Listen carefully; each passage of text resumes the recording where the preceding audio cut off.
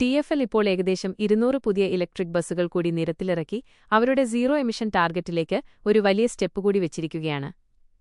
ഇതിന്റെ കൂടെ തന്നെ പിക്കഡിലി ലൈൻ പോലുള്ള യൂട്യൂബ് റൂട്ടുകളിൽ 4G 5G കണക്ടിവിറ്റി ഇൻസ്റ്റാൾ ചെയ്യുന്ന വർക്കുകൾ നല്ല സ്പീഡിൽ നടക്കുന്നുണ്ട്.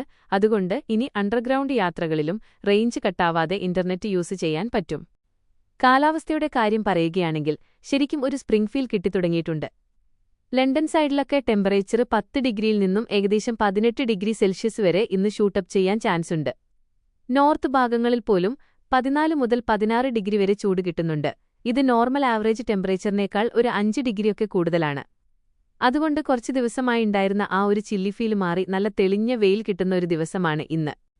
സാമ്പത്തികമായി നോക്കിയാൽ എനർജി പ്രൈസ് ക്യാപ്പിൽ വന്ന 12% കുറവ് ഇന്നത്തെ ബില്ലുകളിൽ റിഫ്ലക്റ്റ് ചെയ്തു തുടങ്ങും. അത് ആവറേജ് ഹൗസ് ഹോൾഡ്സിന് വലിയൊരു റിലീഫാണ്. ഹെൽത്ത് സെക്ടറിലും പോസിറ്റീവായിട്ടുള്ള ചില മൂവ്മെന്റ്സ് ഉണ്ട്. NHS വെയിറ്റിംഗ് ലിസ്റ്റ് കുറയ്ക്കാൻ വേണ്ടി കമ്മ്യൂണിറ്റി ഡയഗ്നോസ്റ്റിക് സെന്ററുകളുടെ വർക്കിംഗ് ഹവേഴ്സ് കൂട്ടിയിട്ടുണ്ട്.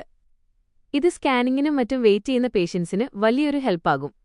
ഷോർട്ടായി പറഞ്ഞാൽ ഇൻഫ്രാസ്ട്രക്ചറിലും വെതറിലുമൊക്കെ നല്ല മാറ്റങ്ങൾ കാണുന്ന ഒരു ദിവസമാണ് ഇന്ന്.